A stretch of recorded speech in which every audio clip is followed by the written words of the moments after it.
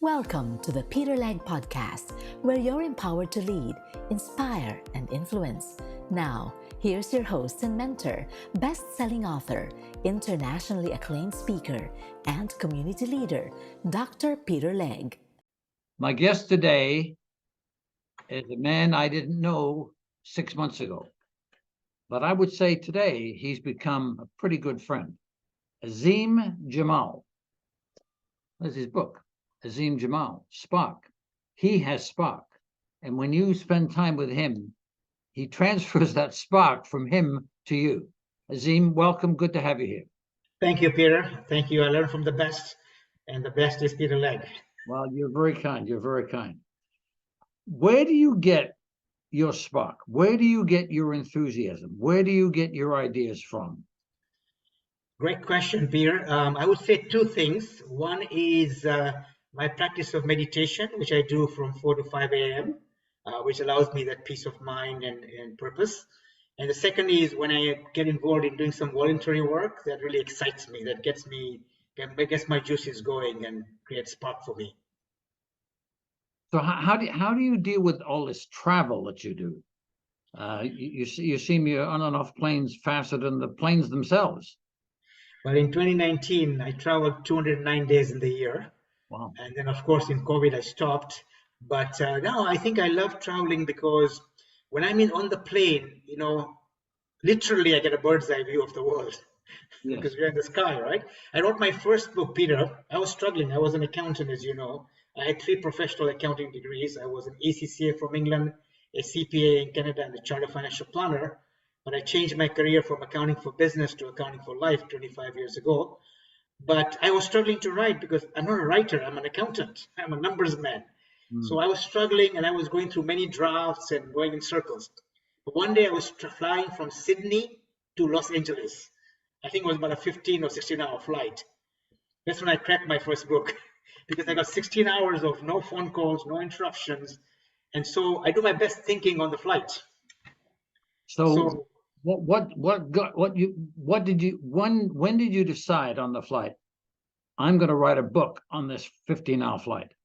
Well, actually, I was already started writing before that flight, and I was struggling. If you'd come to my home 25 years ago or in 1999, 24 years ago, you would see 20 drafts on the floor because every draft is different.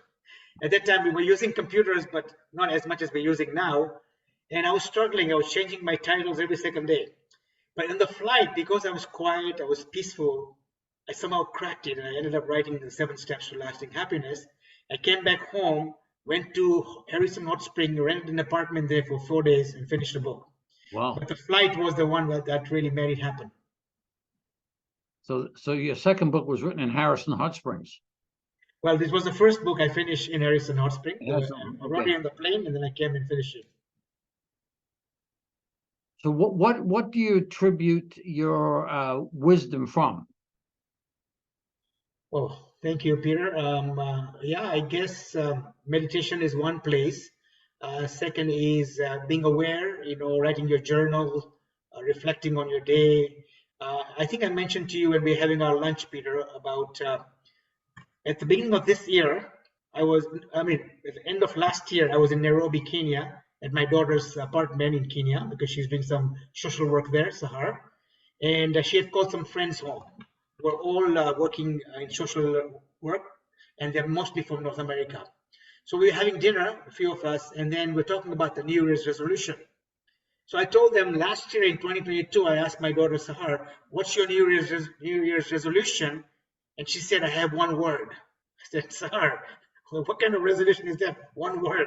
I said, what's your word? She said it was intuition.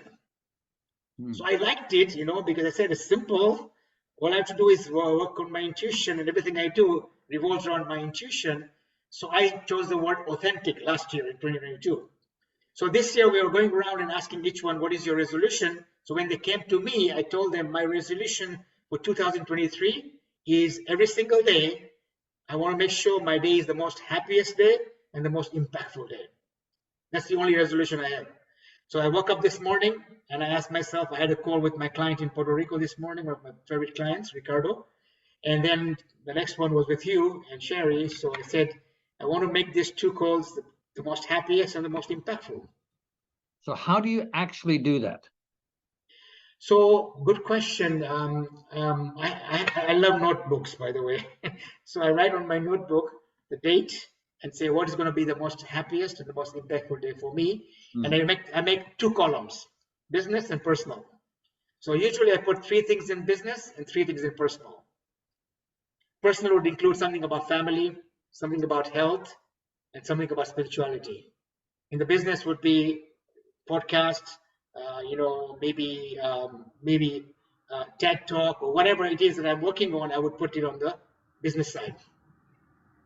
So when you put together a talk, whether it's a TED Talk or a podcast, what have you, how do you structure the talk, the 15, 20-minute talk? How do you make sure it's going to be appealing to that audience? Great question, Peter. Over the last 20 years or 25 years when I've been doing speaking, I don't normally write my speech. I just put down bullet points at the most.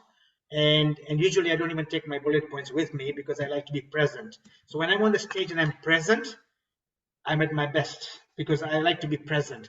And most engagements that I do with groups like YPO or EOs who are more business people, they are people who are not usually people who like to listen a lot because they are CEOs of their mega companies, and they normally speak and they teach their people. So they're not very good listeners. So I really engage with them usually and make it more interactive. However, when you do a TED Talk, I did a TED Talk in December 2021. It was called Live to Give. It was an 18-minute talk. That was very difficult for me because I had to script it, revise it, work it before I could deliver it. So it's much more harder, but the TED Talk is really based on time of how much time they give you, and they also have a lot of requirements of what you do and what you don't do. Makes it more rigid. You made a good comment a couple of minutes ago. How do you be present on purpose? Yeah, great question. Great question. So my purpose basically right now is every single day I told my creator, use me completely. So when I die, I'm totally used up. There's no more music left in me. So use me as much as you can for only one purpose. And the purpose is to make impact. To make impact on one and all. If I meet anybody, I want to make some kind of impact by my smile, by my prayer, by my forgiveness, by my non-judgmental, by my active listening, whatever it is.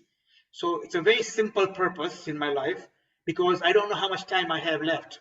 I mean, I'm 69, but I don't know how much time I have left. So every day is the day as if it's my last day, and I've got to give everything I have. Yes. And that makes me present because all it counts right now, what counts for me is our interview right now. Nothing else matters. I could fall dead, God forbid, right now. But hopefully, if I do that, my last words were my best words. Yes, I like that. I like that philosophy. I've got something similar to that. Like today is a treasure. Yes. I've got 24 hours, say, if I live the whole day, 24 hours to do what I want to do today. I want to make the most impact I can with as many people as I can today. Yes, amazing. Similar to yours, a little different language. I love it. And I can see that in you, Peter. The time I've spent with you over lunches and the time we spent together, I can see that in you. And, and one of the biggest qualities you have is you're very positive. You always reaffirm positivity. You give positive feedback. You always make people feel good about themselves. And that comes from your presence, right? It does. Well, I think I was raised by some people who were the opposite. Everything was negative. Everything was a problem. Everything was an issue. It doesn't need to be an issue. Sure. Yeah, you're going to have some problems in your life, obviously, if you're making decisions. You're not Sure. going to make 100% right decisions. But you get more done with positivity. You get more done with encouraging, lifting up people, lifting up issues, and being a good listener than you will the other. So you do that too. Thank you. Thank you. Appreciate.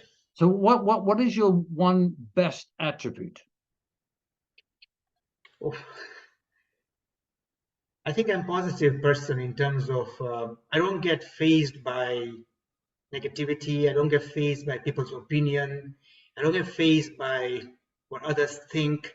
The only thing that fazes me is if I do something wrong, or if I hurt people, or if I'm unethical, or if I that hurts me. But anything else, I always say, that I will not give my happiness easily, right? The only time I'll give my happiness if I do something wrong and I'm responsible for it, then I deserve to be unhappy and need to sort it out. Mm. But if anybody else does something wrong to me, it's not my problem; it's their problem. Yeah, yeah. So that's a big quality that helps me to remain positive. Otherwise, every Tom, Dick, and Harry can hurt you. Yeah, they can. I like that. I like that. Why don't you just repeat that again? What I said was that what makes me. You asked me about my attribute. I feel my biggest attribute is I do not get upset by what happens around me and by other people's opinion, or somebody says a mean thing to me or is rude to me. That doesn't faze me. If it fazes me, it might be for a few seconds, but I wipe it up and move on. The only thing that upsets me is if I do something wrong, if I hurt people, if I lie, if I cheat, then I deserve to be unhappy. And so I pay the price of being unhappy and sort it out because I know it's affecting me. Anything else doesn't affect my positivity.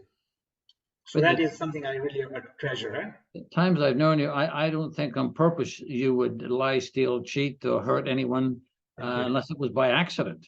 Thank you. Appreciate that. Yeah. Appreciate. I wouldn't say I'm perfect, but we're all work in progress. But yeah, but I catch myself if I do that. I catch myself quickly to realize that's causing me my unhappiness, and I don't want to give up my unhappiness so easily. So where do you get your ideas for your book? This last book I've got is called Spark: Journey from Success to Significance. Where do you get the ideas for this?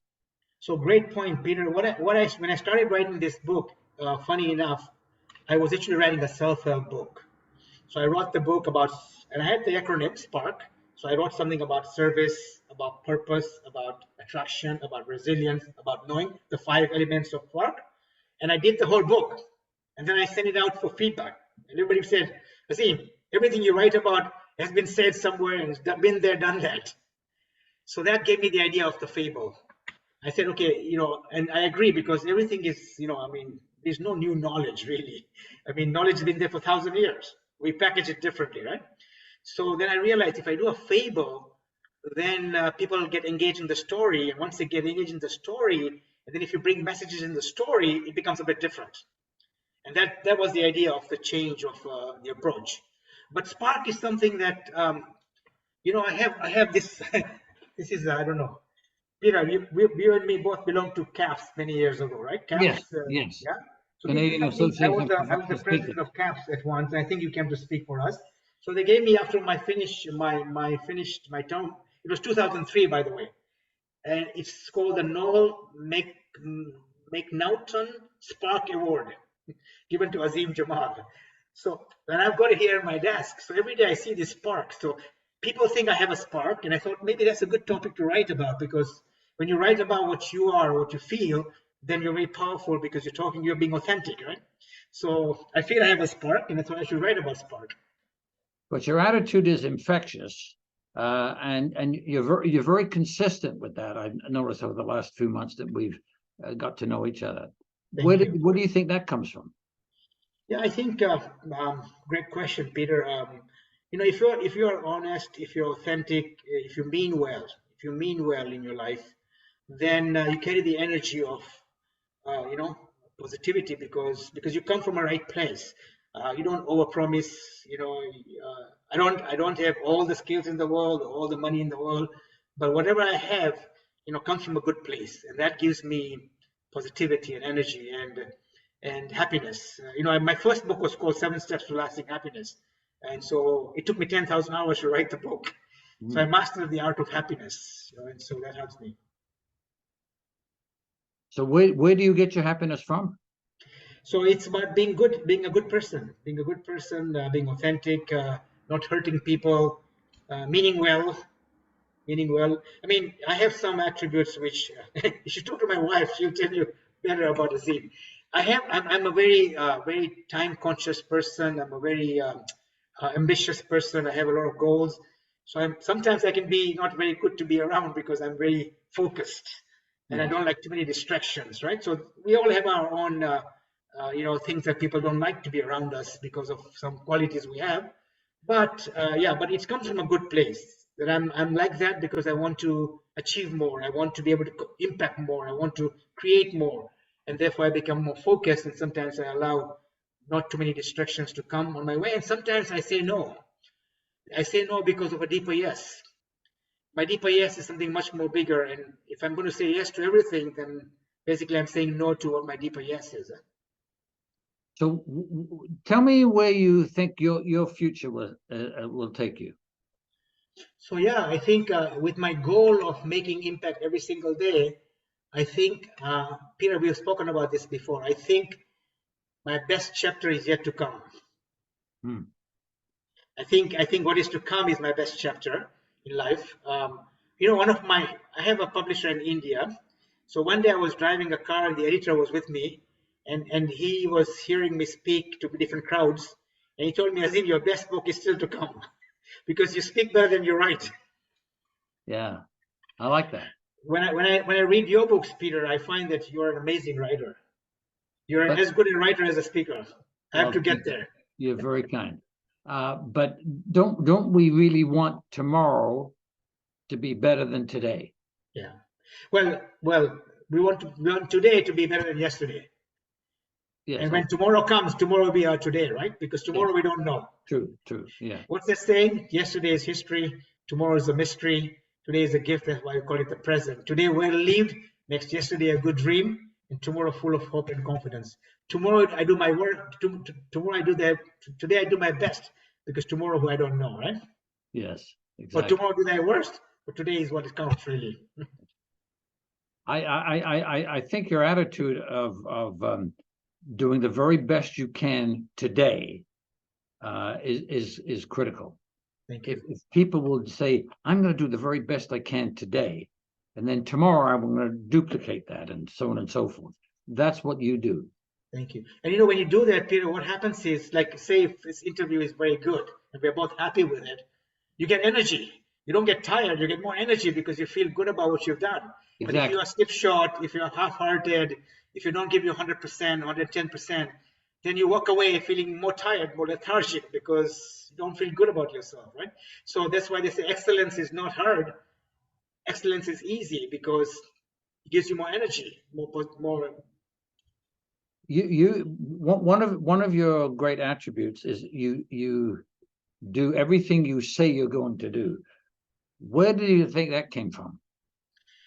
I think it's been a work in progress. It's been a work in progress. I mean, I don't know if I've spoken this to you before, Peter, but I was very bad when I was bad, meaning I was not a very studious person when I was younger. I used to play soccer, come home late at night, we gambled, we partied.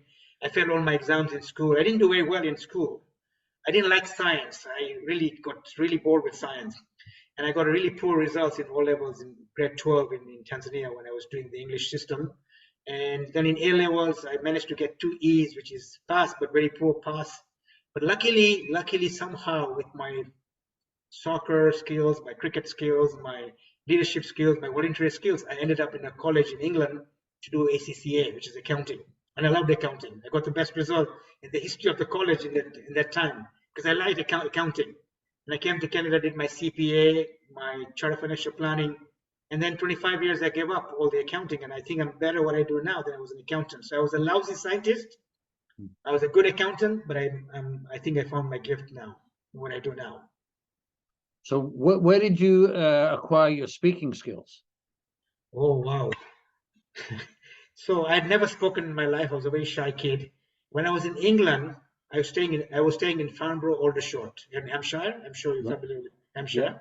So every Sunday I used to go to pray. We have a little mosque where we used to go to pray. It was a very small gathering of 15, 20 people because not many people in my community stayed there. So there were 2 small kids, very small kids, they were looking for somebody to teach them about the faith. So I volunteered and I was teaching these 2 young kids. That's all my past experience in teaching. But when I was in England, when I used to go to college, I used to go to sleep at 7 p.m. It's a small story. You want me to share the story or no? Please. So I used to stay, and I was not very, I mean, I didn't have too much money in London. So I used to work in the chicken factory in summer, laundry, and make some money to pay for my fees. So one day at the mosque, one guy said he got robbed 4 times in his shop. He got robbed 4 times. So he said, if anybody is willing to stay on top of my shop, it's a small apartment, very small apartment, and a kitchen, no rent. So I put my hand up, I'm going to stay there. So now he's been robbed 4 times, so I don't want to be there when robbers come in. So I used to go to sleep at 7 p.m. because nobody comes to rob at 7 p.m. and wake up at midnight. Because after midnight, people come to steal, right? So I put my lights on, my music on. I would study from midnight to 4 a.m. My ACCA, my accounting work. For 4 hours, I study. And 4 to 5, I meditate for an hour. And at 5 a.m., I don't know for what reason, I would read Rumi, I would read scriptures, I would read Bible, Quran, Torah. I don't know why I was doing it. And I would make notes. Every morning at 5 a.m. to 7 a.m., I would make notes. I had so many notebooks, I would make notes. I don't know why I was doing it, but it was my interest. So that made me pass my exams in ACCA. And I came to Canada. Again, I never spoke in public, no problem. And then one day I was in downtown in Drake, where we were at our community gatherings. And one day there was an announcement they were looking for teachers. So I put my hand up. I got involved in teaching the kids.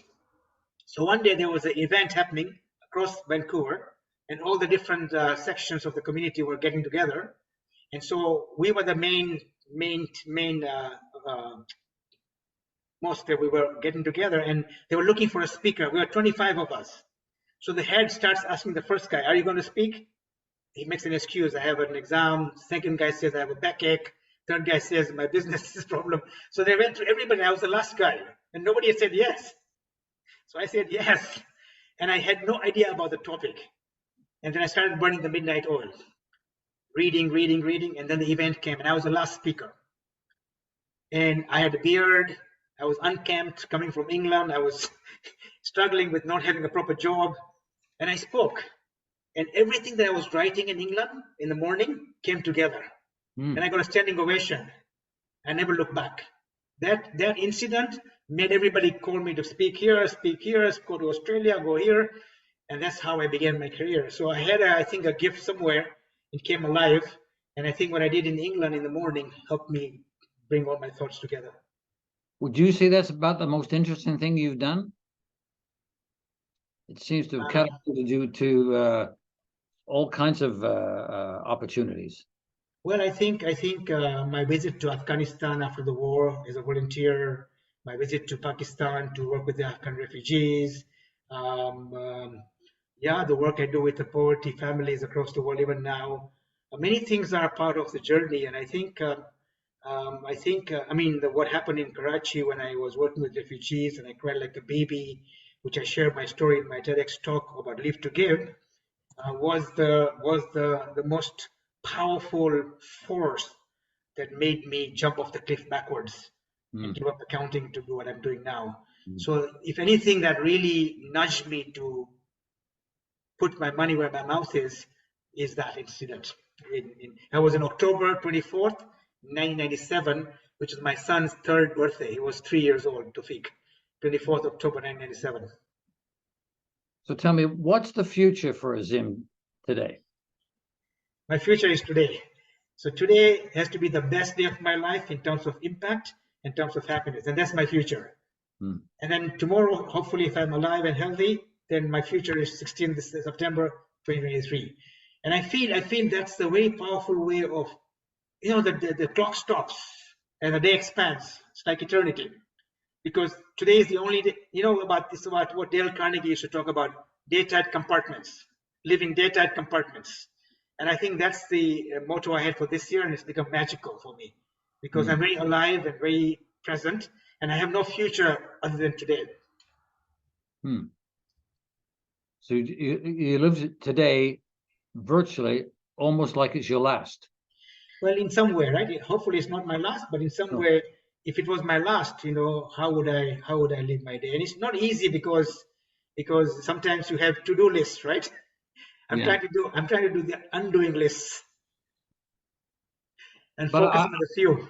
but I think you seem to want to do, and you do everything that I've seen you do very, very well. Thank you. And you seem to be very passionate about everything you're doing. And that contributes to your personality, which makes it positive when you're around people. Thank you. No, I appreciate that, Peter. Like we're having a chat right now. When we're having a chat, and if I'm totally present with what Peter is asking me and how we are discussing, then that's the power, right? There's the power is because all your energy is on this discussion and not get sidetracked in terms of and it's not easy for most people, including myself, to be completely there, right? And it takes practice to become that, right? Yes, it does. So where's the future for you? Today is the future. Okay, today. On that note, we should wrap it up. Thank Your you, Peter. future is today. I think if everybody applied that philosophy to their lives, to do the very best they can today, every day, and they'll build a great fortune, a fortune of success, not necessarily in money. That would be a side effect. Yeah. But you'd be a positive attraction to people who want to associate with you because of who you are and what you're saying and what you're doing, and you live what you speak.